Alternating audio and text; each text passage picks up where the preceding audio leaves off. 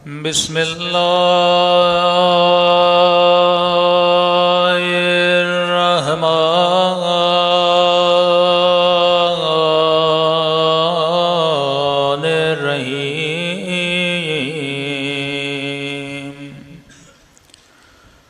अल्हम्दुलिल्लाहि रब्बिल आलमीन।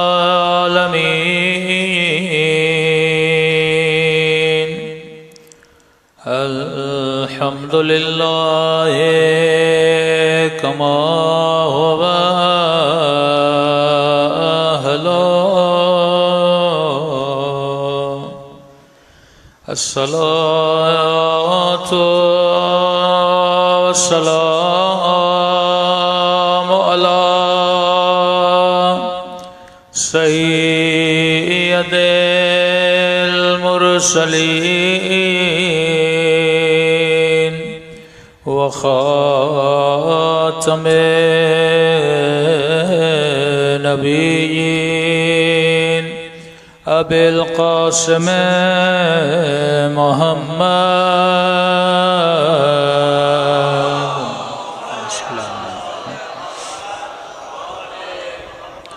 व अला आलिहि तय्यबीन ताहिरीन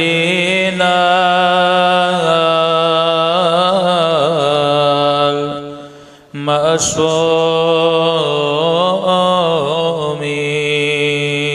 सब मिल के अपने मौला के ज़हूर की दुआ। अल्लाहुम्मा कुल्ले वलीकल हुज्जत बिल हसन सलवातुका अलैहि व अला आबाए फी हादिहि व फी कुल्ले वलियन व हाफ़िज़ा व क़ाइदन व नासिरा व दलीलन व अना हत्ता तुस्किनहु अर्ज़का तवा व तुमत्तिअहु फ़ीहा तवीला बिरहमतिका या अरहमर राहिमीन। सलवात पढ़े मोहम्मद व आला।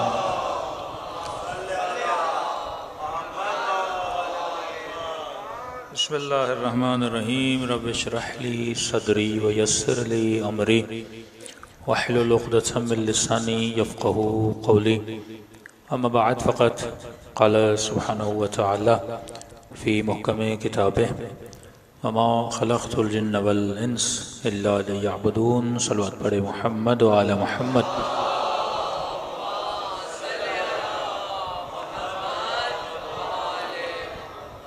दुआ है परवरदिगार आलम हम सब की इबादतों को अपनी बारगाह में कबूल फरमाए और जिस मकसद ज़िंदगी की खातिर ये मजालिस रखी जाती हैं खुदा उन मकासद में भी कामयाबियाँ नसीब फरमाए।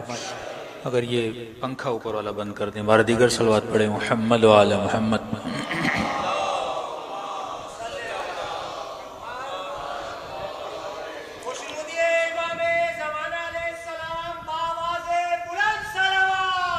अल्लाहुम्मा सल्लि अला मुहम्मद व अज्जिल फरजहुम। मुसलसल मजालिस में परवरदिगार आलम आपको बुला रहा है।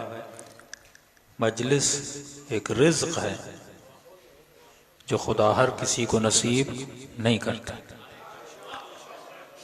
रिज़्क़ सिर्फ माल नहीं है, रिज़्क़ सिर्फ पैसा नहीं है।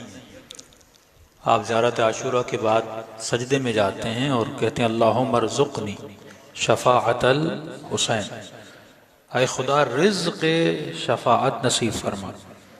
मतलब ये भी एक रिज़्क़ है जो खुदा हर किसी को अता नहीं करता। या अल्लाहुम्मा रज़ुक़निल बराअह, खुदा मुझे रिज़्क़ बराअत अता कर। देखिए मोहब्बत अहल बैत भी रिज़्क़ है, उनके दुश्मनों से बराअत करना भी रिज़्क़ है। आपको कई ऐसे मुसलमान मिलेंगे जो आले रसूल के आशिक हैं, मुहिब हैं, मतलब वो रिज़्क़ मिला है। लेकिन आपको बहुत कम ऐसे मुसलमान मिलेंगे जो दुश्मनाने अहल बैत से बेजारी करते हो, मतलब इस रिज़्क़ से महरूम है। और आप वो खुश नसीब हैं जिसे खुदा ने दोनों रिज़्क़ दिए हैं, मतलब रिज़्क़ विलायत भी है और रिज़्क़ बराअत भी है। मतलब किसी को रिज़्क़ मिले वो आशिक खुदा बने, पर शैतान से नफरत का रिज़्क़ उसे न मिले। मतलब अल्लाह के कसीदे तो पढ़े पर शैतान पे बराअत न करे। और बराअत का मतलब ये नहीं कि बिस्मिल्लाह रहमान रहीम के पढ़ने से पहले पढ़े कि औज़ु बिल्लाहि मिनश शैतानिर रजीम और उसके बाद कहे बिस्मिल्लाह रहमान रहीम कि खुदा तेरे दुश्मन से बराअत करता हूँ और तुझसे क्या करता हूँ, मोहब्बत करता हूँ। तो जबान से हो सकता है शैतान से बराअत करे, पर अपनी जिंदगी के 24 घंटों में वो शैतान का यार बना रहे और अल्लाह से फिराक इख्तियार करता रहे। तो मतलब इसने रिज़्क़ अमली नहीं पाया। रिज़्क़ सिर्फ ज़बानी नहीं है कि या अय्युहर रसूल बल्लिग़ मा उन्ज़िला इलैका मिन रब्बिक। हर मुसलमान जब कुरान पढ़ता है तो इस आयत को पढ़ता है, लेकिन इस आयत के रिज़्क़ से वही फायदा लेता है जो अली की विलायत को मानता है।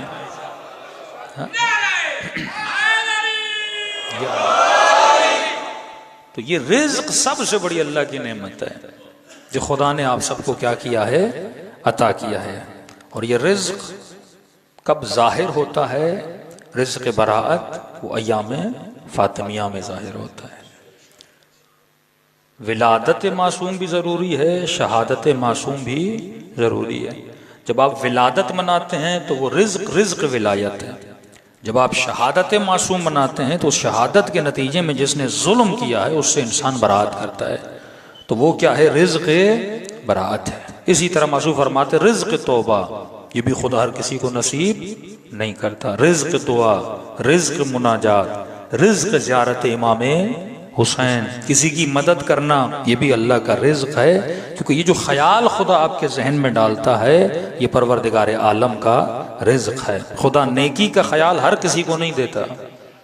कितने लोग इस सफ़र करबला में इमाम हुसैन के साथ थे, लेकिन रिज़्क़ रिफ़ाक़त किसको नसीब हुआ? वहबे कल्बी को नसीब हुआ। मतलब कुछ ऐसे थे जो पैदाइशी मुहिब मौला के साथ, जब मौला ने दिया बुझाया तो कई लोग उस खेमे को छोड़ के चले गए थे, लेकिन वहाब इमाम हुसैन के साथ बैठा रहा। मकतब कोई और था, मजहब कोई और था, लेकिन उसने मशरब हुसैन से जब रिज़्क़ लिया तो आज तक हर मजलिस में वहाब को याद किया जाता है। ये वो रिज़्क़ है जो खुदा हर किसी को अता नहीं करता। तो उलमा फरमाते हैं जब मजलिस अहल बैत में आओ तो कम अज़ कम हर मजलिस के बाद शुक्र खुदा क्या किया करो, अदा किया करो। अब रिज़्क़ मिल रहा है, लेकिन क्या ये सिर्फ याद सैयदा है या इस याद से मैंने कुछ हासिल करना है? हमारी तरह लोग थे, कुछ मौला अली के मददगार बने और कुछ वो थे जो अली इब्न अबी तालिब के घर पे आग लेकर आए। अच्छा, ये नहीं कि कुछ ने रसूल की बातें सुनी थी, कुछ ने नहीं सुनी, सब ने सुनी। यानी जब दरवाजे से गुजरते थे झुक के सलाम करते थे। सबको पता था कि बेटी के एहतराम में खड़े हो जाते हैं। यानी ये नहीं कि कोई फजीलत छुपाते थे, घरों में बातें होती थी, सबको पता था। सबके सामने कहा फातिमा तो बज़अतुम मिन्नी, मेरे जिगर का टुकड़ा है। यानी पूरे मक्के और मदीने में अगर कोई बीबी जाहिदा थी, आबिदा थी, फाजिला थी, आलिमा थी, वो सैयदा फातिमा तो ज़हरा थी। कुरान की तफसीर बयान किया करती थी, ख़वातीन अगर अहकाम पूछना चाहती थी तो किसके दर पे जाती थी? यानी सहाबियात अगर किसी के दर पे जाती थी तो सैयदा फातिमा तो ज़हरा थी। यानी इल्म के एतमार से किसी से पोशीदा नहीं थी। तभी कहते हैं दुश्मन ने जब प्लानिंग की कि अली के घर पे हमला करना है, तो दुश्मन की प्लानिंग में सैयदा तो थी नहीं। यानी उनके जहन में भी ये नहीं आ सकता था कि जो बीबी कभी घर से नहीं निकली, नाबीना घर जाता है तो अपने वालिद गिरामी को यह कहती है कि बाबा अगर वो नहीं देख रहा तो क्या हुआ, फातिमा तो देख रही है। ये सारे फदाइल उम्मत में मशहूर थे कि ऐसी जाहिदा बीबी हैं। तो किसी ने यह तसव्वुर भी नहीं किया था कि हम दरवाजे पे जाएंगे तो ये बीबी आएंगी। यानी ये किसी की प्लानिंग में नहीं था, एक तसव्वुर बनाया हुआ था सैयदा के लिए कि दरवाजा खटखटाएंगे, बच्चे आएंगे या कुछ और होगा और हम अली इब्न अबी तालिब को बड़ी आसानी से लेकर चले जाएंगे। ये तो किसी ने सोचा नहीं था कि ये बीबी मस्जिद में आएगी हक मांगने के लिए। ये तो किसी ने सोचा नहीं था कि ये बीबी दरवाजे पर आएंगे। मतलब बिल्कुल ऐसे है कि जो मदीने में रहने वाले शिया थे, अहले बैत के चाहने वाले थे, उन्होंने कभी नहीं सोचा था कि अली की बेटी और बाजार में आएगी, अली की बेटी दरबार में आएगी, अली की बेटी खुतबा देगी और यजीद से मुखातब होकर बातें करेगी। ये तो किसी ने सोचा भी नहीं था ना। तो यहां पे दिफाए विलायत में सैयदा जब कदम आगे बढ़ाती हैं कि मतलब जब विलायत खतरे में आती है तो सिर्फ मर्दों पर वाजिब नहीं है, हिफ्ज विलायत और उस विलायत की हिफाजत में अगर कोई पेश है वो औरतें हैं। ये अल्लाह ने औरत का मकाम रखा है। लेकिन सवाल यह है कि कुछ लोग सब कुछ सुनने के बाद भी दुश्मन बन रहे हैं। ये नहीं कि अली की फजीलत अमीर शाम पे आया नहीं थी, तल्हा और जुबैर पे आया नहीं थी। आला तरीन शख्सियतें जो जंग जमल में आई, एक तरफ अली इब्न अबी तालिब, एक तरफ मसलन नबी की ज़ौजा है। तो भाई उम्मती तो परेशान होगा कि नहीं होगा? उम्मती के लिए दामाद का भी वही एहतराम है, अज़वाज का भी वही एहतराम है, जिनके लिए कुरान कहे कि ये तुम्हारे लिए माओं के बराबर है। उम्मत क्या करे? मसलन अगर मौलवी आपस में लड़े तो बात बनती है, लेकिन आम बंदा कहेगा कि ये भी मौलाना मोहतरम है, ये भी मौलाना मोहतरम है, मैं किसके पीछे जाऊं भाई? दोनों एक मैदान खड़ा कर दें, मैदान जंग खड़ा कर दें, इसके लिए भी मशहूर हो अदब करना है, इसके लिए भी मशहूर हो अदब करना है, दोनों काबिल एहतराम है। और कुरान की आयतें दोनों के लिए बोले हैं। कभी आए इन्नमा युरिदुल्लाह, कभी कुल ला असअलुकुम अलैहि अजरन इल्लल मवद्दत फिल कुर्बा, कभी अज़वाज के बारे में आयतें आ जाएं कि ये उम्महातुल मोमिनीन है। तो जाहिर जो बेचारा मुसलमान है, 5 वक्त का नमाजी मस्जिद में जाता है और 2 लश्कर लग जाएं तो वो तो परेशानी में किस लश्कर में जाऊं? एक तरफ नबी की बेटी, एक तरफ नबी का दामाद, दूसरी तरफ भी बड़े जलील कद्र शख्सियात हैं ना उस जमाने के मुसलमान के लिए। क्योंकि जंगों में साथ, मैदानों में साथ, फुतुहात में साथ, किसी ने माल कुर्बान किया, किसी ने बच्चे कुर्बान किए, सारे साथ साथ हैं। मसला है नबी की रहलत के बाद, जब तक रसूल है तो शेर व शिकर है, उस वक्त तो कोई मसला ही नहीं। जुबैर अली के चेहरे को देख रहा है, कुछ अली को बखन बखन कह रहे हैं। अली के चेहरे को क्यों का? नबी आपने फरमाया अली के चेहरे को देखना इबादत है। ये वाहिद चेहरा है जो कभी बुतों के सामने झुका नहीं है। जिक्र अली इबादत, अली का जिक्र इबादत है। जिक्र करते थे मौला अली का। ये सही बात है जो बरादरान अहले सुन्नत कहते हैं कोई झगड़ा नहीं था, वाकई कोई झगड़ा नहीं था, सारे साथ साथ थे। मसला है रसूल खुदा के बाद, रसूल के बाद खुलफा बने,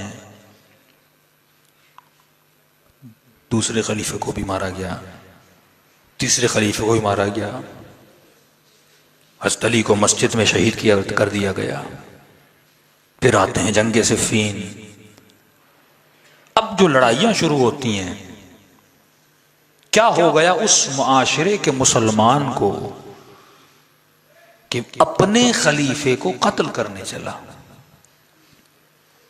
हम आज तो कसीदे बयान करते हैं, वो खिलाफत राशिदा के हों या हम शिया विलायत अली रज़ी की बात करें, तो वो मुआशरा कैसा था? एक ऐसा मुआशरा जो खलीफा कुश बना, खलीफे को कत्ल करने लगा। यानी पहली खिलाफत से हटें और दूसरी खिलाफत, तीसरी खिलाफत, चौथी खिलाफत, और इमाम हसन को पांचवी खिलाफत भी माना जाता है, खिलाफत राशिदा में लाता है। यानी एक भी ऐसा खलीफा नहीं जैसे हम ये बोलें कि अमेरिका ने आके मारा था, मुसलमानों ने मारा, कलमा पढ़ने वालों ने मारा। और ऐसा भी नहीं कि एक बंदे ने मारा। तीसरी खिलाफत में देखें पूरे मुसलमानों का एक हुजूम है, यहां तक कि जोजा बचाना चाहती हैं और उनकी उंगलियां तक काट दी जाती हैं। एक अजीब सा मुसलमानों में। तो ये इख्तलाफ सिर्फ आज का नहीं है। अगर आदमी तारीख पढ़े तो उस जमाने के मुसलमानों के एहतराम को क्या हुआ। आज का मुसलमान सदियों के बाद नारे मारता है, लेकिन उस जमाने का मुसलमान, और ये भी बात नहीं कि दूसरी खिलाफत तीसरी खिलाफत, अली जैसे इमाम को भी शहीद कर दिया गया। बात सिर्फ असहाब की नहीं है, बात सिर्फ औलाद की नहीं है, मतलब असहाब को भी कत्ल किया, औलाद को भी कत्ल किया। और बाज वाकयात में अगर अज़वाज को देखा जाए तो उनमें से भी किसी को कत्ल कर दिया गया। और ये कौन है? मोहम्मद की उम्मत के कलमा गो, कलमा पढ़ने वाले। तो असल जो कुरान इंसान को समझाना चाहता है कि 70% ऑफ कुरान जो है वो जिक्र बनी इसराइल है, युज़ब्बिहून अब्नाअहुम व यस्तहयून निसाअहुम, कि बनी इसराइल की उम्मतें या फिरऔनी अपने बच्चों को कत्ल किया करते थे। हजारों की तादाद से ज्यादा अंबिया को कत्ल किया गया। कभी नाक़े साले को कत्ल किया, कभी हजरत यहया का गला काटा गया, कभी इतने मोजज़ात दिखाने के बाद भी गौशाला परस बन गए कि हजरत मूसा ने यद बैजा, कभी लकड़ी से इज्तिहा को बनाना, कभी समंदर को जमीन में बदल देना। और उसके बाद भी जब वादना मूसा सलासीन लैलतमन्ना बिअश्र, जब कोहे तूर पे जाते हैं तो हजरत हारून को उम्मत छोड़ देती है, तो गौशाला परस बन जाती है। और नबी फरमाते हैं अस्साउ बिस्साह, जो जो उम्मत बनी इसराइल ने किया वो मेरी उम्मत करेगी। या रसूल अल्लाह, बनी इसराइल ने अंबिया को कत्ल किया। आपने कहा या अली अंत मिन्नी बिमंज़िलति हारून मिन मूसा, आप मेरे लिए ऐसे हो जैसे हारून मूसा के लिए थे। अल्लाहु ला नबी बादी, लेकिन मेरे बाद कोई नबी नहीं है। तो या रसूल अल्लाह, बनी इसराइल ने अंबिया को कत्ल किया, आपके बाद तो कोई नबी नहीं। फरमाया नहीं, ये नबी ज़ादों को कत्ल करेंगे, काम तो वही करेंगे ना। अशराफ उम्मत, आलिम उम्मत, लक़ब है आले मोहम्मद का ना, आलिम उम्मत है ना, उम्मत के और उनके आल को कत्ल करेंगे, बिल्कुल उसी तरह जिस तरह बनु इसराइल ने किया। मूसा की गैबत 40 दिन की थी, यानी पर्दे गैब में गए मूसा। कितने दिन के लिए? 40 दिन के लिए।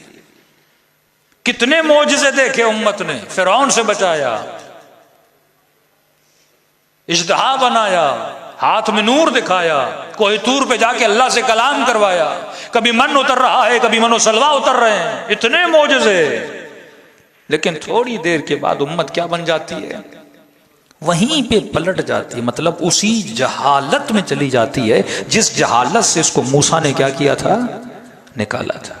गौशाला परस्त मैं कई मजालिस में बयान कर चुका हूं। कभी जब तक आप तारीख में सोचेंगे नहीं, हिदायत नहीं मिलेगी।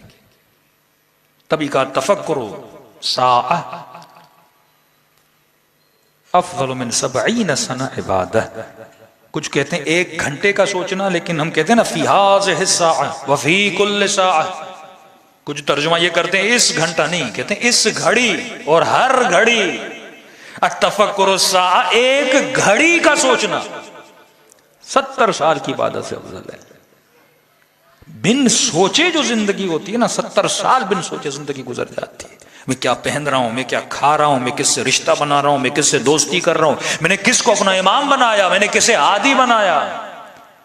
कई जनाजे ऐसे हम दफन करके आते हैं, 5 मिनट सोचते नहीं है कि मैंने भी इस कब्र में जाना है। कई बच्चों की विलादत को देखते हैं, कई दरख्तों को उगता हुआ देखते हैं। सर्दी का मौसम है ना, अल्लाह कहता है मैं चीजों को मारता हूं फिर जमीन को जिंदा करता हूं।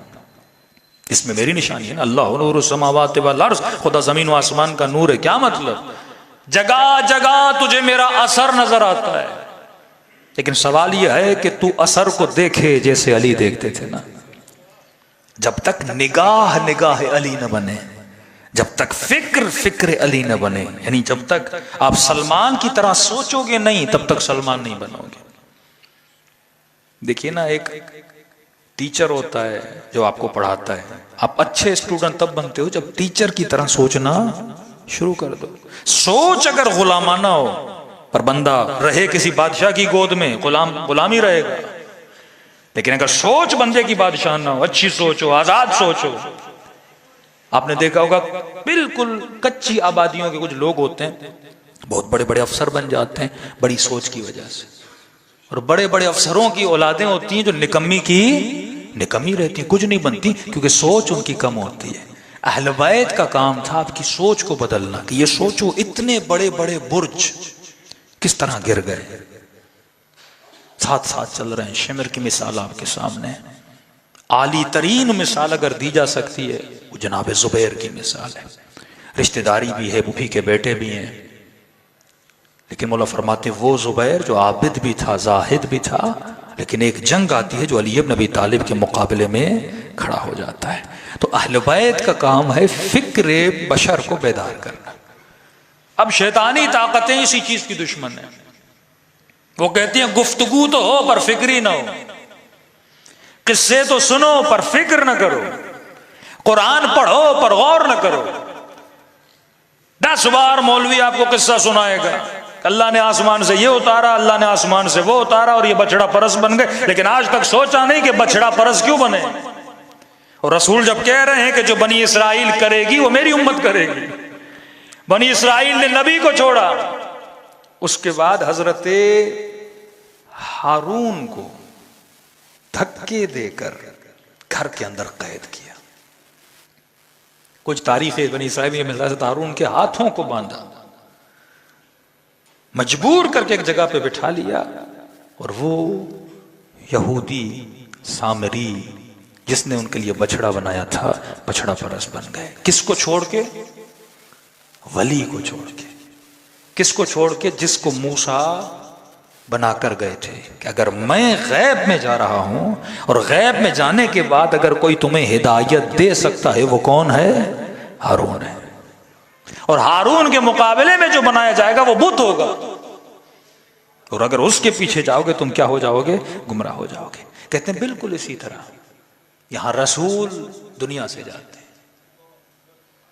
उम्मत ने अली के साथ वही किया जो बनी इसराइल ने हारून के साथ किया। हाथों में रस्सियां बांधी गई। वो इमाम जो बाइस हिदायत है, वो इमाम जो सलूनी का दावा करे। तीसरी खिलाफत भी जब अली को दी जा रही है तो विद कंडीशंस, कि अली अगर फला फला की सुन्नत पे अमल करोगे तो तख्त मिलेगा, वरना नहीं मिलेगा। ये बरमला है, आप जाके तारीख पढ़िए। और मौला अली ने यह बताया कि इमाम वो होता है जो कभी हक नहीं छोड़ता। फरमाया हुकूमत की कीमत अली के नजदीक मच्छर के पर के बराबर भी नहीं है। मैं अगर अमल करूंगा तो सुन्नत रसूल पर, दूसरों की सुन्नत पे नहीं। कि अली इतनी सी शर्त है, अगर मान लो तो आपको बना दिया जाएगा। और यह भी बरमला, अगर खालिद जिंदा होते तो हजरत अली को नहीं बनाया जाता। ये जुल्म था इमाम के हक में, जो आलिम भी है, जो शुजा भी है, जो हसब वाला भी है, जो नसब वाला भी है, जिसकी फजीलत में एक नहीं सैकड़ों हदीस रसूल ने बयान की है, उसकी बारी कब आती है? मतलब जो मेयार रसूल गिरामी बता कर गए, उन मेयारों पे हजरत अली इब्न अबी तालिब का इंतखाब नहीं किया गया। इस बहस को छोड़ दीजिए, किसने क्या किया सोचिए, ये उम्मत ने ऐसा क्यों किया। जनाब सैयदा का वाक़या बड़ा सेंसिटिव है, लेकिन इस वाक़े से थोड़ा हट के हम आगे चले जाएं। करबला का वाक़या रूनमा क्यों हुआ? फासला देखे रसूल की दुनिया से रहलत में और करबला के वाक़े में 50-60 साल का फासला है। भाई 60 साल में उम्मत को ऐसा क्या हुआ, जिस नबी का कलमा पढ़ते थे उसी के नवासे के गले पर छुरी चलाने लगे। 60 साल में उम्मत के हया का मेयार यह था कि नबी की नवासियों के सरों से चादरें छीनी जा रही हैं। उसी दरबार में मिंबर पे खड़े होके अजान भी दे रहा है और उसी मोहम्मद के नवासे का सर नो के नेजा पर भी है। नो के नेजा पर भी होता तो इमाम सजाद बर्दाश्त कर लेते, नो के नेजा पे नहीं, अपने सामने रख के छड़ी से हुसैन के होठों पे मार रहा है। और हदीसें बरबला है कि नबी इन होठों का बोसा दिया करते थे, सैयदा इन होठों को चूमा करती थी। कभी सजदों को तूल दिया जा रहा है, कभी अपने नमाज जुमा के खुतबों को रोक कर हुसैन को अपने घुटनों पे बिठाया जा रहा है, बेटी के एहतराम में खड़ा हुआ जा रहा है। तो उम्मतें ऐसी क्यों बनती हैं, खुदा इसका एक रीजन बताता है। वो रीजन ये है कि ला इलाहा इल्लल्लाह, अगर इस दिल ने अपने इलाह को बदल लिया, मन इत्तखज़ इलाहहु हवा, इस हवा से बचो। यह हवा सबसे खतरनाक है। अगर इतने सच्चे साथ रहने वाले भी साथ छोड़ सकते हैं कि जिनको पता था इमाम हुसैन का मकाम क्या है, काफिले में इमाम हुसैन के साथ चले, 1-2 दिन का सफर नहीं था, महीनों इमाम हुसैन के साथ थे। और आखिरी दिन जब आशूरा का दिन होता है, शब आशूर होती है, कुछ लोग इमाम हुसैन को छोड़ के चले जाते हैं। ख़याम हुसैनी में बड़ा रश था। जब आप तहदाद पढ़ते हैं तो काफिला टूटता जाता है। मसलन अगर 2000 लोग इमाम हुसैन के साथ थे तो इस सफर में चलते चलते कुछ लोग दौलत की वजह से, कुछ लोग मौला की फतह की वजह से, कुछ लोग माल की वजह से, कुछ लोग गनाइम की वजह से, यानी जिसका जो मकसद था वो टूटा, उसने हुसैन को छोड़ दिया, छोड़ते गए। आशूरा के दिन वो बचे जो खालिस थे, जिनके कुलूब में हवा नहीं थी। ला इलाहा इल्लल्लाह, मेरा कोई इलाह नहीं इल्लल्लाह, सिवाय अल्लाह के। अब इलाह और अल्लाह में बड़ा फर्क है कि सारा मामला कल्ब का है, दिल का है। हो सकता है आज ज़बान से कोई ला इलाहा इल्लल्लाह कहे या अली वलीउल्लाह कहे, लेकिन उसका इलाह कोई और हो। उलमा फरमाते हैं, लोग बड़ी दुआएं करते हैं, परवरदिगार इमाम ज़माना का ज़हूर फरमा, का शुक्र करो अभी तक इमाम ज़माना नहीं आए। आते हुए समझो इमाम के पास एक मशीन है, वो चेक करेंगे किसके दिल में इलाह कौन है। इलाह का मतलब क्या, महबूब, माशूक, प्यार इस दिल में किसका है। अब इस प्यार का मुकाबला होता है, कभी ये प्यार खुदा की मोहब्बत से बढ़ जाता है। जब ये बढ़ जाता है ना, तो मतलब तेरा इलाह अल्लाह नहीं है जिससे तू प्यार कर रहा है। खुदा न खास्ता इस जमा को किसी से मोहब्बत हो गई, अब ये मोहब्बत आ गई टक्कर में बाप की मोहब्बत के, माँ की मोहब्बत में। मसलन माँ ने कहा मसलन फलां से बात न करो, फलां को छोड़ दो, कहा मैं आपको तो छोड़ दूंगा, फलां को नहीं छोड़ूंगा। तकाबुल हो गया ना। अब इलाह वो मोहब्बत बन गई, किसी को गाड़ी से, किसी को शोहरत से, किसी को मकाम से, ये मोहब्बतें चलती रहती। इंसान मजमुआ इन मोहब्बतों का। तभी कुरान कतअन नहीं कहता कि बेतहाशा मोहब्बत औलाद से करो, का खतरनाक है। कभी ना का बेतहाशा मोहब्बत बीवी से करो, का खतरनाक है। कभी भी नहीं कहा बेतहाशा मोहब्बत माल से करो, दौलत से करो, खतरनाक है। यहां तक बोल दिया कि औलाद फितना, माल दुनिया फितना। फितना क्यों?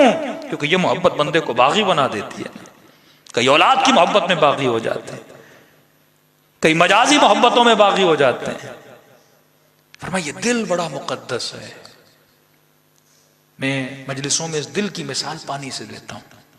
पानी कितना साफ और शफाफ होता है, और पानी का एक नाजुकपन यह भी है कि एक कतरा भी अगर रंग का, किसी लाल रंग पीला रंग चला जाए, वो पूरे रंग को पकड़ लेता है। दिल भी इसी तरह है, का दिल बड़ा पाक है। हर किसी से दिल न लगाया करो, ये जिससे भी लगता है ना उसका रंग क्या करता है, पकड़ लेता है। जिससे भी लगेगा, ये नामुमकिन है रंग ना पकड़े। तभी कुरान कहता है सिबगतल्लाह व मन अहसनु मिनल्लाह सिबगा, कौन है जो अपने दिल को रंग खुदा में रंग दे। हाँ?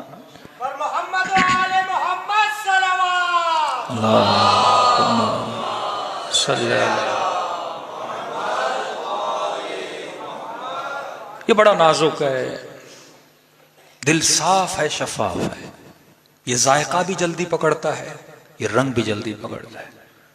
कभी कहा रफीक नाबाब से बचो, गलत दोस्त से बचो। का जुबैर कभी अली से जुदा ना होता अगर उसका बेटा ना होता। बेटे ने बाप को अली का मुखालिफ कर दिया। जंगे जमल कभी ना होती अगर कुछ लोग आकर बातें ना बनाते। यहां थोड़ी दूरी हुई ना, इमाम विलायत का मतलब यह है तुम्हारा हाथ इमाम के हाथ से जुदा ना हो पाए। बड़े बड़े नबियों से जुदा हो गए। नूह का बेटा, कारून का वाकया, याकूब के बेटे, ये कुरान क्यों किससे बता रहा है? बेटे हैं, नबी के बेटे हैं, लेकिन दिलों में हसद का जंग लग गया। भाई के कातिल बनने चले। मजाक नहीं बता रहा कुरान।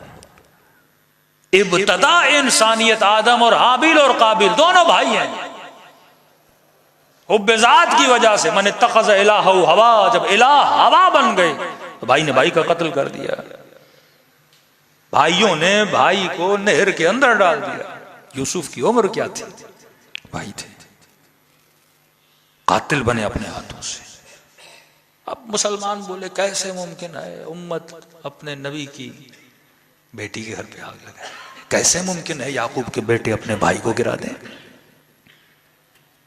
कैसे मुमकिन है हाबिल काबिल का वाकया पेश आ जाए?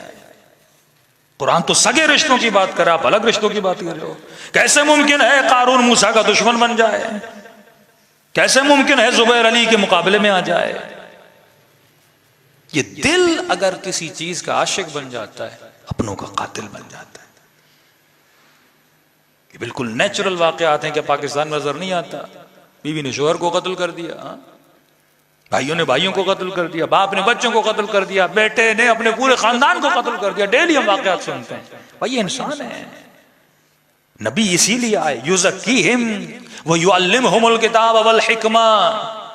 नबी का काम यही है, बशीरम व नज़ीरा, बशारत भी दे, इनके वजूद को तज़किया भी करे। और खुदा फिर खुद कहे कि क़द अफ़लह मन ज़क्काहा व क़द ख़ाब मन दस्साहा। ये हुक्म सब के लिए है। कामयाब वो है जिसने अपना तज़किया किया। जिसने तज़किया किया वो सलमान बना। व क़द ख़ाब मन दस्साहा, और जो सोया रहा वो दुश्मन ज़हरा बना। ये बात तज़किये की है। और ये न समझना ये सिलसिला वहां तक था, ये क़यामत तक सिलसिला चलता रहेगा। और अखलाक का मेयार ये था रसूल गिरामी का। किसी ने कहा मसलन या रसूल अल्लाह फला शख्स शराबी है, फला शख्स ज़ानी है, फला शख्स फला गुनाह मुब्तला है, का खबरदार किसी के बारे में फैसला न किया करो। अखलाक की फिर बुलंदी। एक बंदा बुरा कर रहा है, खबरदार इसके बारे में फैसला ना करो। या रसूलल्लाह कब तक फैसला ना करूं? कि जब तक जिंदा है। हो सकता है अपनी जिंदगी के आखिरी दिन में ये अल्लाह की तरफ पलट के आ जाए। ऐसा ना हो तो आज फैसला सुना दे और कल तुझे ही शर्मिंदगी उठाना पड़े कि मैं जिसे कह रहा था। इसीलिए एक फलसफा जो मकतब तशय्यो में है, हम कहते, हम ये नहीं कहते फलां की इब्तदा क्या है, उसकी जिंदगी का बीच वाला हिस्सा क्या है, ये देखो उसकी इंतहा क्या है। हुर ने मौला हुसैन का रास्ता रोका, लेकिन यही हुर है जिसकी इंतहा देखो हुसैन की झोली में सर बड़ा है और जान दे रहा है। अगर कोई इसकी इब्तदा को देख के हुर को बुरा भला कहे पर इंतहा को न देखे, वो आखिर में पछताएगा। और किसी की खूबसूरत इंतहा भी नहीं देखना, उसकी इंतहा को देखना वो क्या बना था। इब्तदा अच्छी हो पर इंतहा में कातिल ज़हरा बने। इब्तदा में 17 हज हो। शिमर ने 17 हज पैदल किए। मुअज्जिन है लश्कर यजीद का। इंतहा देखिए, हुसैन के सीने पर सवार है और गले को काट रहा है। हम इंसान हैं, उम्मतों में भी इंसान गुजरे, अंबिया के बेटे। ये अल्लाह वाक़यात सुनाता है। असल जंग है जंग नफ्स, और अहले बैत हमें इस जंग से निकालना चाहते थे। तारीख सबक है। सवाल यह है कि आज मेरी जंग किसके साथ है? कहीं ऐसा तो नहीं मेरे वजूद का इलाह कोई और है, नाम अल्लाह का ले रहा हूं, पर इस दिल का किबला गलत मोहब्बत बन चुकी है। तो मौला फरमाते हैं, मोमिन, हमारी आमद तुम्हारे कुलूब में होती है, दिल को पाक बना। ये बदन वही करता है जो दिल कहता है। अब अगर दिल में गलत मोहब्बत आ गई तो बंदे के एक्शंस भी क्या होते हैं? गलत होते हैं। अगर दिल में अच्छी मोहब्बत आ गई तो आपके एक्शंस भी क्या होते हैं? अच्छे हो जाते हैं। तभी फरमाया ये बच्चा जब बड़ा होता है ना, तो इसको आहिस्ता आहिस्ता इसके दिल में अच्छी मोहब्बत डाल। फर्श अज़ा पे आप छोटे बच्चों को भी लाते हैं, क्यों? ताकि हम फर्श अज़ा के जरिए उसके दिल के प्याले में हुसैन की मोहब्बत को उतार दें। अगर आज मजलिसें न हो तो दिल परेशान हो, क्योंकि मामला जो टीवी का है, मीडिया का है, सोशल मीडिया का है, मोबाइल का है, इन सब ने इंसान के दिलों को नजस करके रखा है। एक बेसुकूनी और अदम इत्मीनान की जिंदगी गुजर रही है। तो ये मजलिस हुसैन एक नूर है जो आपके दिल को क्या करता है? रोशन करता है। सलवात पढ़े मोहम्मद व आले मोहम्मद।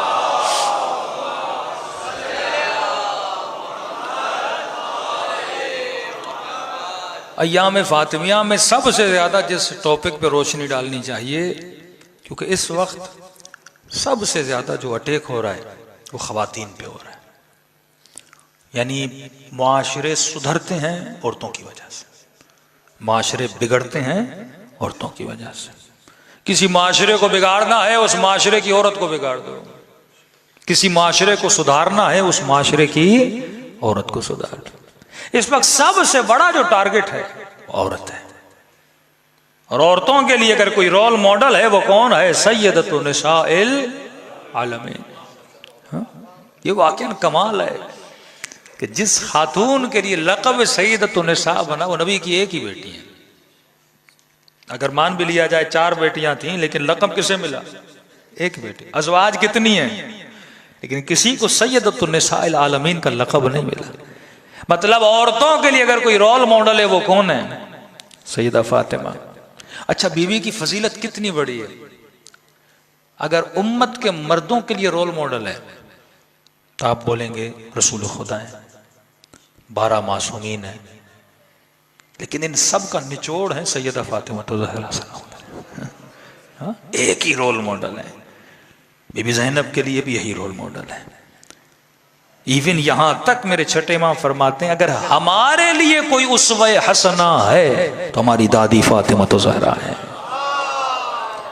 सल्लल्लाहु अलैहि मुहम्मद मुहम्मद वअज्जिल फरजाहुम। अब जाहिर है कई चीजें मर्दों के लिए औरतों के लिए नहीं है ना, लेकिन औरत अगर किसी को अपना आईना माने, किसी को रोल मॉडल माने, वो जाहिर बीबी की तरफ देखे। और दुश्मन ने सबसे ज्यादा हमला किया किसके लिए किया? औरत पे किया। माशरों को तबाह किया जा रहा है औरतों के जरिए। वो फहाशत हो औरतों के जरिए, बेहयाई हो औरतों के जरिए, घर से निकालना हो औरत को निकालना हो।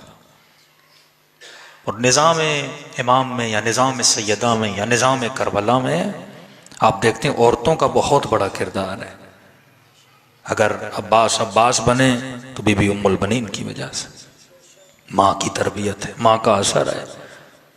यजीद का बेटा अगर नेक बना, माँ का किरदार है। माएँ जहां पे आपको अच्छी मिलती, आपको बच्चे वहां पे अच्छे मिलते हैं। अब कहते हैं खुदा की कुछ सिफात जलाली हैं, कुछ सिफात जमाली हैं। सबसे पहले इंसान जब अपने इंसान होने को सोचे कि खुदा ने पूरी कायनात में मुझे अशरफुल मखलूकात बना के भेजा, तो अंग्रेज कहता है इंसान एक हैवान का बड़ा अपडेटेड वर्जन है, यानी एक ऐसा हैवान जो थोड़ा तरक्की याफ्ता हैवान है।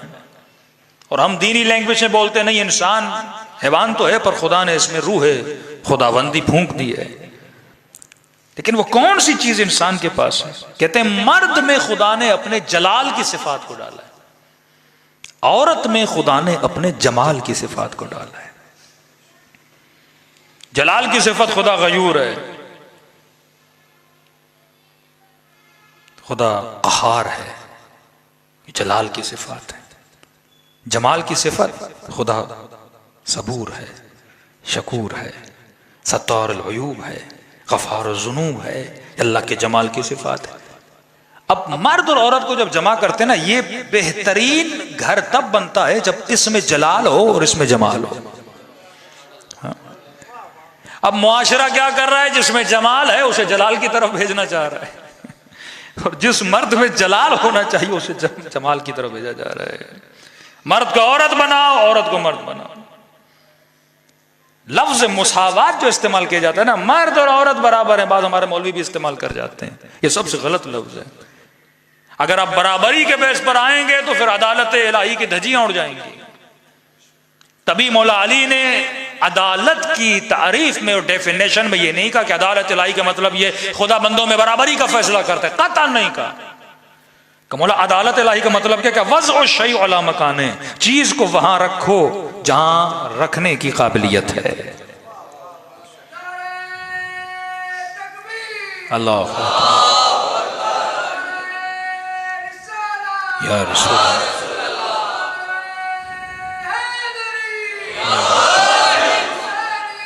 जिंदाबाद मुर्दाबाद मुर्दाबाद बेशक अल्लाहुम्मा सल्ली अला मुहम्मद।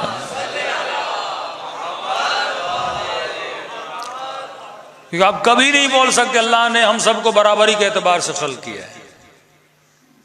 तो किसी का कद छोटा, किसी का बड़ा, कोई काला, कोई सफेद, बोलेगा खुदा ये कैसा इंसाफ है? हम इस निगाह से देखते हैं, इमाम ने किस निगाह से नहीं देखो। जिस्मानी एतबार से कोई बराबर नहीं है, हाँ रूह के एतबार से हर चीज को वहां रखा जहां रखने की सलाहियत थी। बनु उमैया अक्सर एतराज करते थे, इमामत भी बनु हाशिम में, नबूवत भी बनु हाशिम में, सब कुछ हमें क्या मिला? मौला कहते थे अल्लाह की मर्जी है, वो जिसे जहां समझता है वहीं रखता है। हुसैन अली को काबिल समझा, मेरे वजूद में ज़र्फ था, उसने मुझे इमाम बनाया।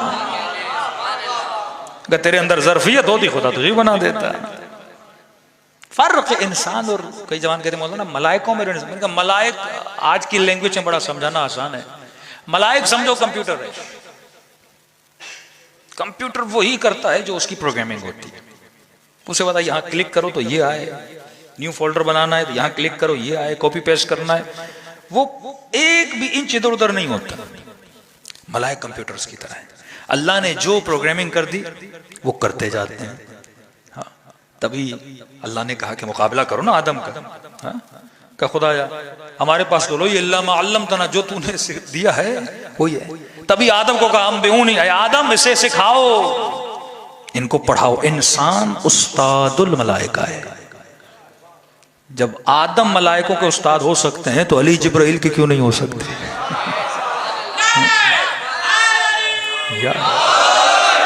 ये तो कुरान है ना, अम्बेहुम बिअस्माइहिम, आदम इन्हें सिखाओ जो मैंने तुझे सिखाया।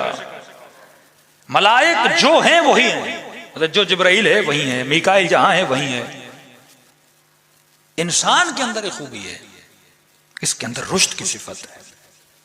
या आज खाक है कल सोना बन सकता है, या आज फर्शी है चाहे तो अर्शी बन सकता है, ये मलाइकों से भी ऊपर जा सकता है। ये क्वालिटी अल्लाह ने इसे दी है।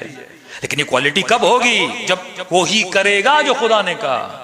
और वो कैसे होगा? कोई हो इसे सिखाने वाला, कोई हो इसे बताने वाला, कोई ऐसा हो जिसका रब्त परवरदिगारे आलम से हो। आज का जवान किन के पास जा रहा है? साइकियाट्रिस्ट के पास जा रहा है, पॉलिटिशियंस के पास जा रहा है, टीवी से बता रही है क्या करना है। जब इंसान पस्त होता है ना, तो अपनी बनावट से भी क्या हो जाता है? नाराज हो जाता है। फिर मर्द मर्द नहीं रहना चाहता, औरत औरत नहीं रहना चाहती।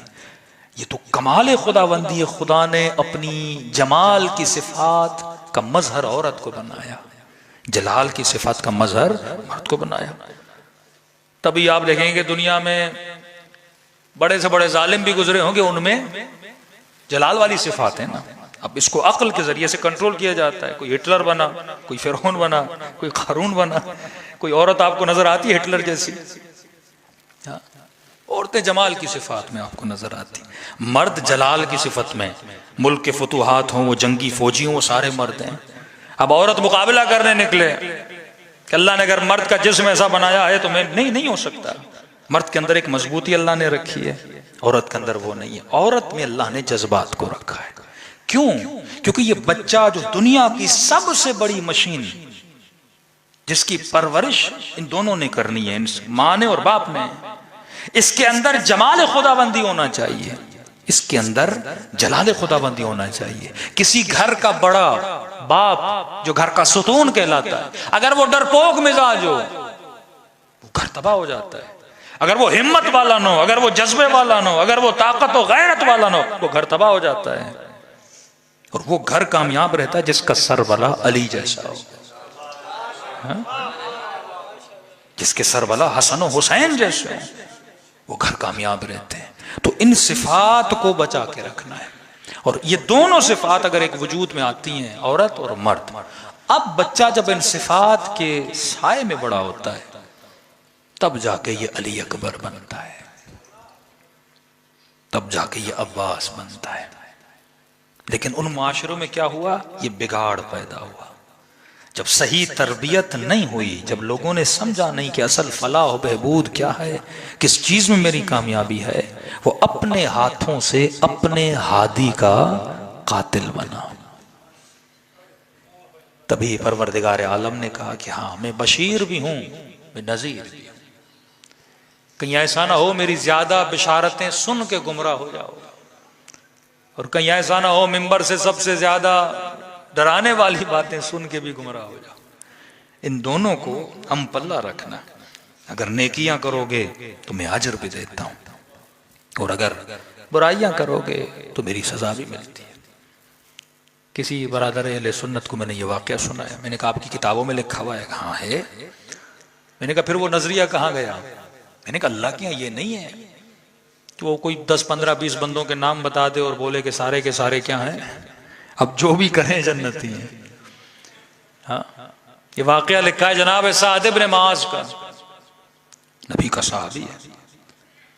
जब इसका जनाजा उठा तो रसूल खुदा नंगे पांव इसके जनाजे में पैदल चले। जंग खंदक में जख्मी हुए, बाद में दफन कर दिए गए। रसूल ने जनाजा कब्र में उतारा। किसी ने कहा या रसूल अल्लाह, इसके जनाजे में इतना एहतराम, नंगे पांव चल रहे हैं। का 70,000 मलाइक इसके जनाजे में है। सहाबी है, इतना बड़ा मकाम, इतनी ये बिशारत दे रहे हैं ना उसके मकाम की, इतना बड़ा मकाम है। और माँ ने जब ये आलम देखा तो माँ खुशी के आलम में, महलन महला या साथ, मुबारक हो साथ तुझे, 70,000 मलाइक तेरे जनाजे में, नबी नंगे पांव चले, क्या मुबारक हो, जन्नत तुझे मुबारक हो। नबी ने कहा खामोश, जन्नत का फैसला खुदा करेगा। दुआ करता हूं अल्लाह ऐसे जन्नत दे, यकीनन जन्नती है। लेकिन उसे ये बताया अभी अभी तेरे बेटे पर फिशार कब्र हो रहा है। क्या हो रहा है? फिशार कब्र। या रसूल अल्लाह, जिसके जनाजे में, मतलब शहीद होकर दुनिया से गया ना, जख्मी हुआ और जख्मी हालत में कुछ अरसा जिंदा रहा, उसके बाद रूह कब्ज हो गई। 100% नहीं, 1000% ये बंदा जन्नती है जिसके जनाजे मलाइका आए, नबी ने कब्र में उतारा। लेकिन ये भी साथ में बताया कि अल्लाह का हिसाब किताब भी तो है ना। ये इबरत के लिए काफी है वाकया, सुनिएगा। कि या रसूल अल्लाह, क्यों फिशार कब्र? था भी थोड़ी देर के लिए। नबी ने एक छड़ी रखी वहां पे, एक टहनी रखी, कि जैसे ये खुश्क हो जाएगी तो फिशार क्या हो जाएगा, खत्म हो जाएगा। लेकिन हुआ तो सही। कि या रसूल अल्लाह क्यों? कि अपनी बीवी के साथ अखलाक में थोड़ा अच्छा नहीं था। जो अपनी बीवी के साथ अखलाक में अच्छा ना हो, इतना बड़ा मकाम, हजारों की तादाद में मलाइक जनाजे में, नबी कब्र में उतारे हैं, फिर भी फिशार कब्र से न बचा। अब यहां पे फैसला करो नबी की बेटी के लिए।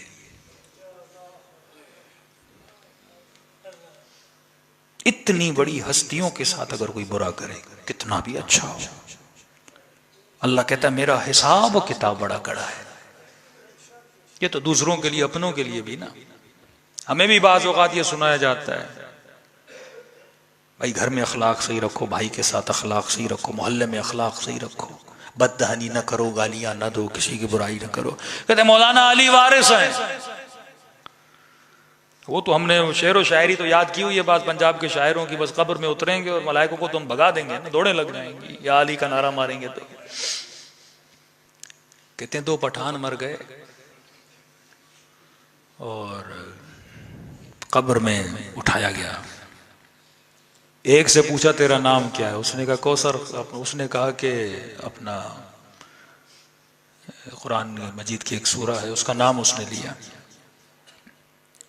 कहा आपका नाम क्या है, उसने सूरा ये इखलास का, मेरा नाम इखलास खान है।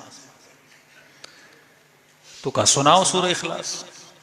उसने सुना दी, कुल हुवल्लाहु अहद अल्लाहुस समद लम यलिद वलम यूलद। कहा पास हो गए, आप चले जाइए।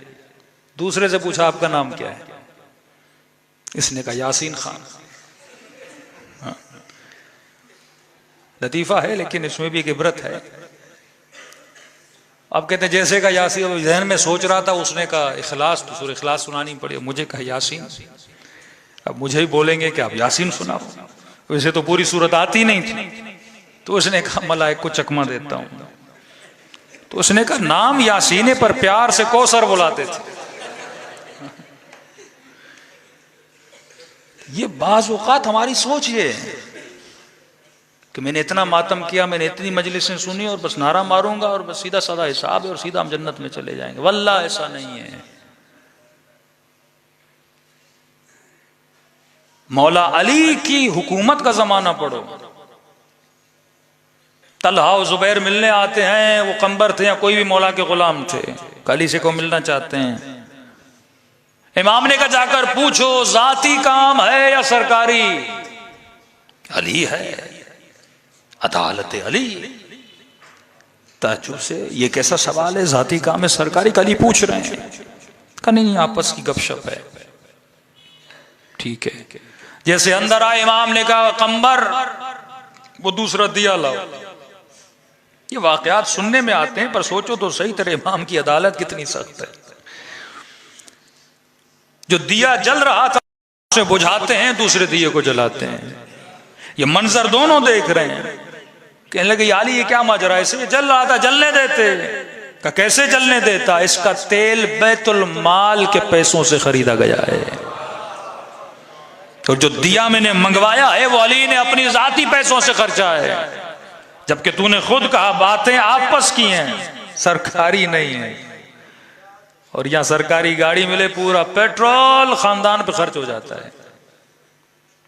और तवक्को है कि हम अदालत इमाम जमाना में मिस्काल ज़र्रतिन खैरन यरह व मिस्काल ज़र्रतिन शर्रन यरह। ये जो हमने खिड़कियां खोली है ना अपने लिए, तो आपका जो मुखालिफ है ना वो भी बड़ी खिड़कियां खोल देता है अपने लिए। आप इमामों के कहनों पे जन्नत जाओगे, हम खुलफा के पीछे लग के जन्नत में चले जाएंगे। और जब वहां पहुंचेंगे तो माजरा ही कुछ और होगा। हक पर थे उसका इनाम मिलेगा, लेकिन किसी के साथ ज्यादती की है उसकी सजा भी परवरदिगार आलम देगा। जब एक आम सा सहाबी अपनी बीवी के साथ, सहाबी है, अखलाक से बात न करे, खुदा सजा दे रहा है।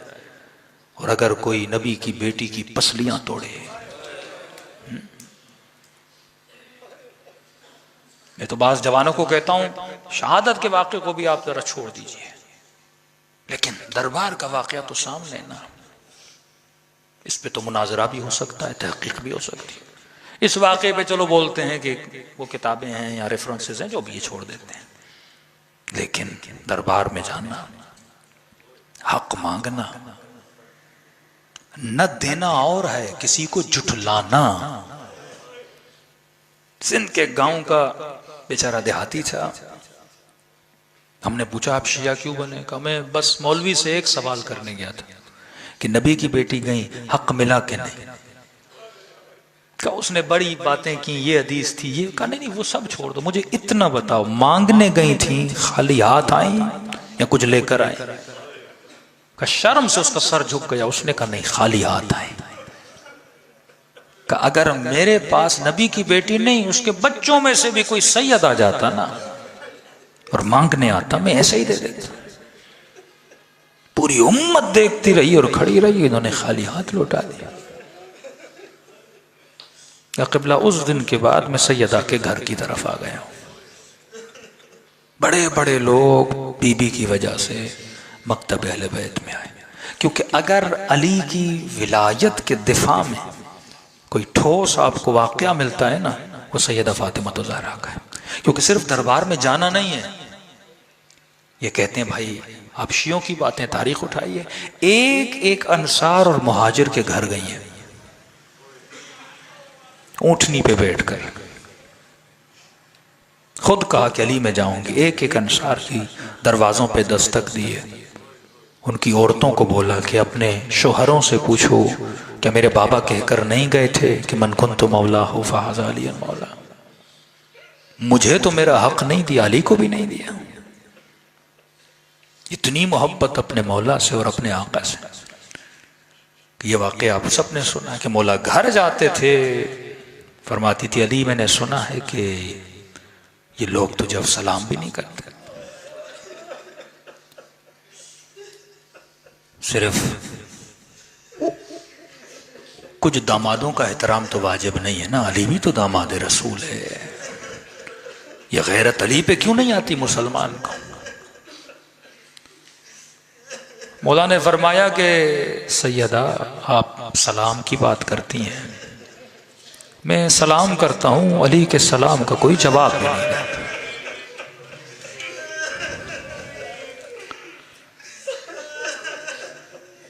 दिले अली पे जो गुजरी, अगर सिर्फ वो हाल आप पढ़ लें कि रात के अंधेरों में कुएं में सर डाल के पूरी पूरी रात मौला रोते थे।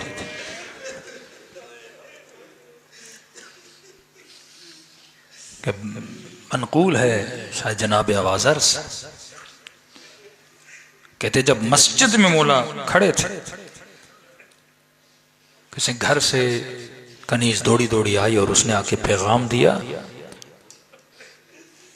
कि बीबी के आखिरी वक्त की सांसें चल रही हैं और बुलावा है कि अली जल्दी घर आए।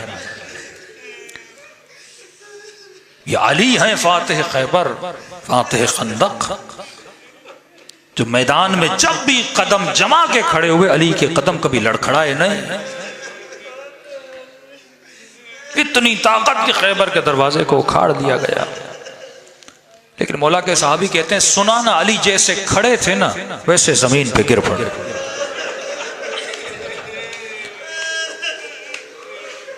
कहते सहाबियों ने कांधे पे सहारा दिया, अली से चला नहीं जा रहा था। बस इतना सुना कि सैयदा थोड़ी देर की मेहमान है, या अली जल्दी घर आई है। जर्रा बराबर मौला से बर्दाश्त नहीं होता था बीबी की तकलीफ। बिलाल आए, बीबी ने ख्वाहिश की कि बिलाल अजान दो। कहा कि बीबी मैंने रसूल के जाने के बाद अजान देना छोड़ दी है। फिर आके रसूल में बाज, अब ये भी इख्तलाफी है, बिलाल को अजान देने नहीं दी गई। बहरहाल काफी अरसे से बिलाल मुअज्जिन न रहे। कहा कि मेरी ख्वाहिश है बिलाल, बाबा के जाने के बाद मैंने तेरी अजान की आवाज नहीं सुनी। जब तू अजान देता है मुझे बाबा का जमाना याद आता है। आपके मोहल्ले का कोई इज्जतदार इंसान हो ना, लेकिन उसका बाप दुनिया से चला जाए, फिर मोहल्ला उसकी इज्जत न करे, कोई पूछने भी न जाए। वो रोए तो मोहल्ले वाले बोले आप रोइए नहीं, आपके रोने से हमें तकलीफ होती है। सैयदा का हुक्म था, बिलाल अजान देने चले गए। कहते हैं सदा बुलंद की अल्लाहु अकबर, अल्लाहु अकबर। फिजा कहती है बीबी ने रोना शुरू किया, अशहदु अन ला इलाहा इल्लल्लाह, रोती रही। लेकिन का जैसे बिलाल ने कहा ना अशहदु अन्न मुहम्मदन रसूलुल्लाह, कहती रोने में इजाफा हुआ। इतना रोई कि अली डर गए कहीं बीबी की रूह परवाज न कर जाए। कहते अभी अजान हो रही थी, दौड़े दौड़े मौला मस्जिद में गए, बिलाल अजान को रोको। कहीं ऐसा ना हो तू यहाँ अजान मुकम्मल करे या हसनैन की अम्मा की रूह परवास हो जाए। तभी मेरे छठे इमाम फरमाते हम हर मुसीबत बर्दाश्त कर लेते, लेकिन अपनी दादी जहरा की मुसीबत हमसे बर्दाश्त नहीं होती।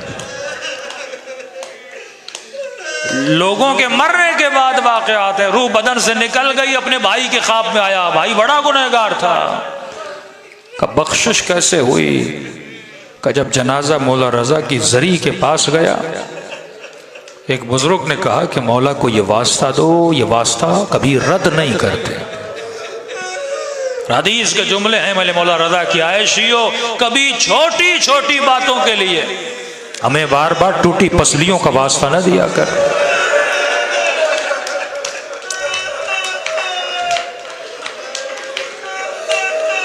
ये भी अदब का तकाजा है।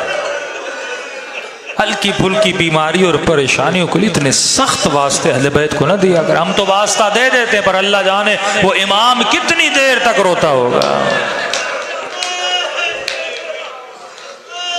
कहता है और कुछ नहीं मेरे भाई, मैं मौला के कदमों में गिरा, बस एक वास्ता दिया मौला, उस आग भरे दरवाजे के पीछे बीबी की टूटी हुई पसलियों का वास्ता। एक नहीं सैकड़ों वाकयात हैं। एक और मोमिन जिसकी रूह को वापस उसके बदन में पलटाया गया, वो कहता इमाम रजा से इल्तिजा की, कहा नहीं अल्लाह का फैसला हो चुका है, इसे मरना है। इमाम ज़माना से इल्तिजा की, अल्लाह का फैसला हो चुका है। कहता इन इमामों के बीच में इमाम हुसैन खड़े थे। मेरे मरहूम बाप से उनकी रूह भी खड़ी थी।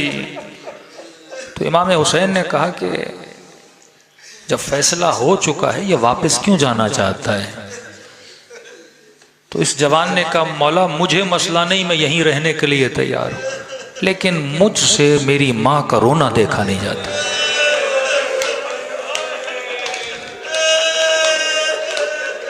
कहते उस आलम बरज़ख से इमाम हुसैन ने जब जमीन की तरफ देखा तो मेरी माँ धाड़े मार मार के रो रही थी।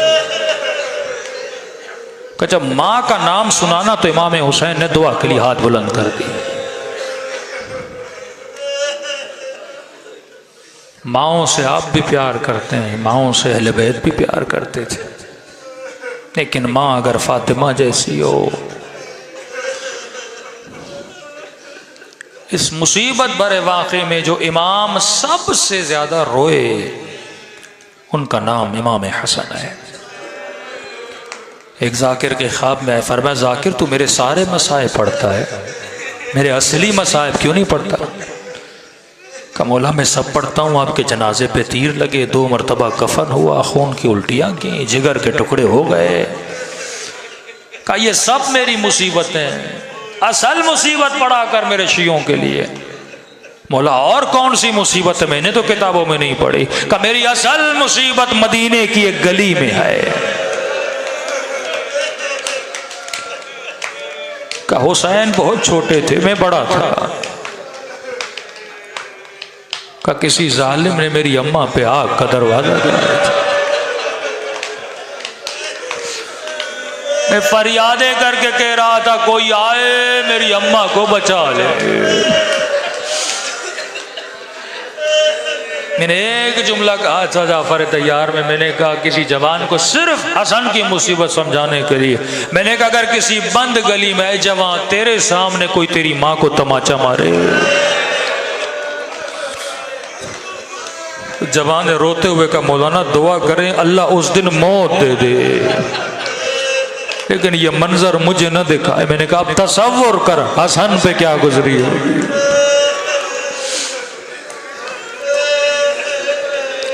दिलों को करबला लेकर चले, पुरसा दें इमाम हुसैन को, उनकी यतीमी का पुरसा, और बीबी से इल्तजा करें कि बीबी हम सब के हक में दुआ करें। अस्सलाम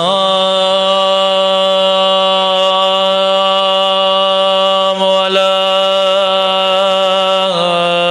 हुसैन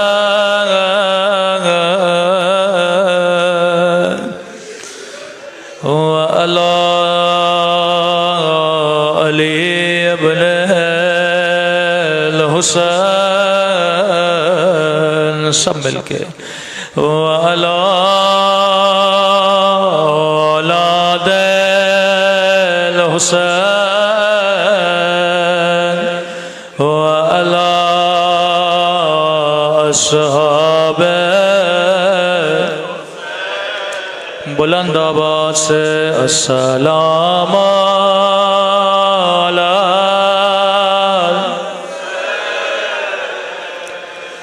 वाला अली इब्न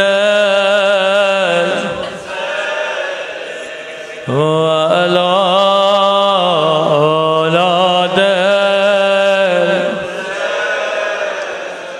वाला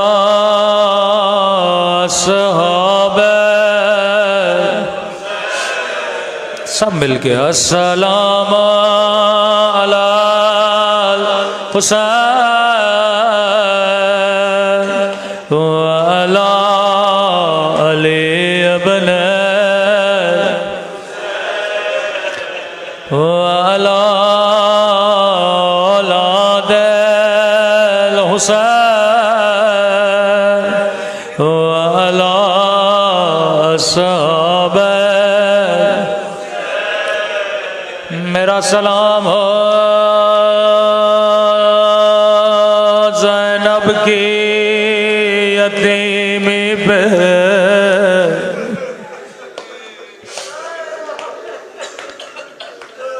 मेरा सलाम हो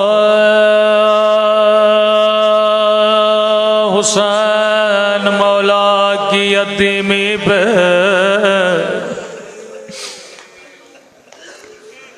मौला हुसैन आप भी यतीम हुए, अम्मा की टूटी पसलियां देखे, अपने घर का जलता हुआ दरवाजा देखा,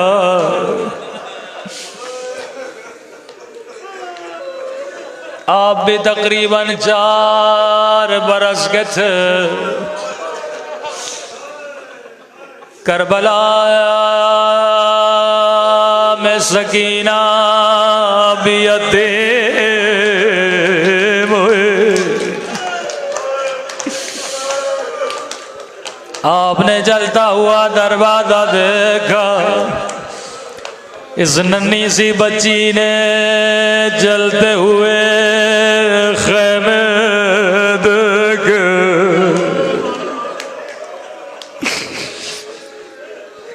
आपने अली के हाथों में रस्सियों को बंधे हुए देखा,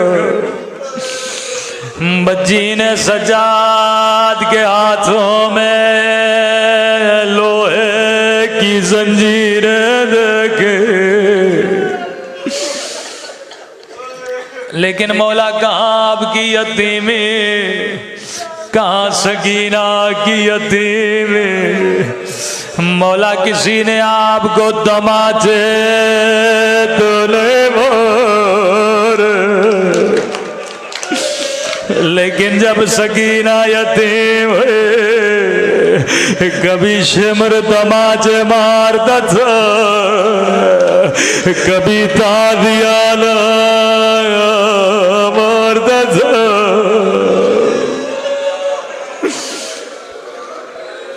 मौला जब आप यतीम हुए, अली ने सीने से लगाया, हसन ने सीने से लगाया, लेकिन ये बच्ची कोई सीना ढूंढ रहे थे। जब सीना मिला तो बाप के सीने पे कैसे सोते, सीना तीरों से छले था, सीना तलवारों से भरा था। रो कर कहने लगी वो मैं अपना सीना रखो तो कैसे रखो।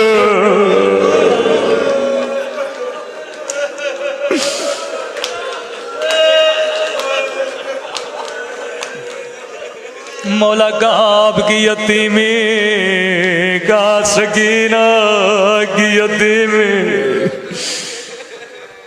मौला खुश नसीब है आपने सैयदा का कफन तो देखा, बच्ची को बाबा का कफन भी नसीब नहीं हुआ।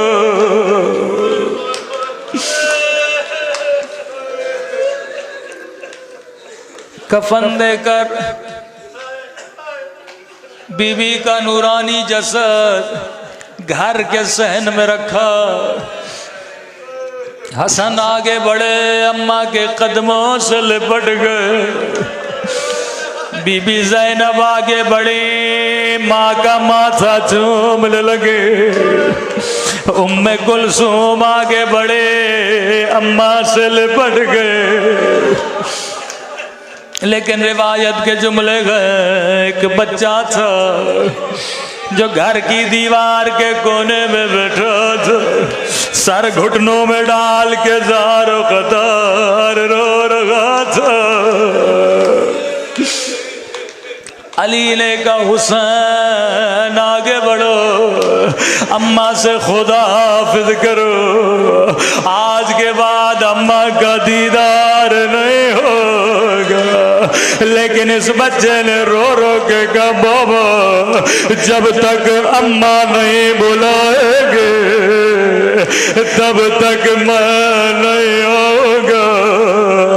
अर्शे इलाही पे कोहराम बपा था, जिब्राइल नाज़िल हुए, अली हुसैन को आगे बढ़ो। लेकिन रिवायत के जुमले हैं ये बच्चा आगे नहीं बढ़ा। एक मर्तबा बंदे कफन खुले, दो हाथ बाहर आए, आजा मेरे लाल हुसैन, आजा मेरे करबला के प्यास हुसैन। या बच्चा माँ से लिपटा, मलाइकों की आवाज बुलंद, अली हुसैन को हटा ले, अर्शे खुदा पे कोहराम बपा है। अली ने हुसैन को जुदा किया, लेकिन करबला में एक बच्चे बाबा के सीने पे लेटी थी, किसी ने जुदा नहीं किया।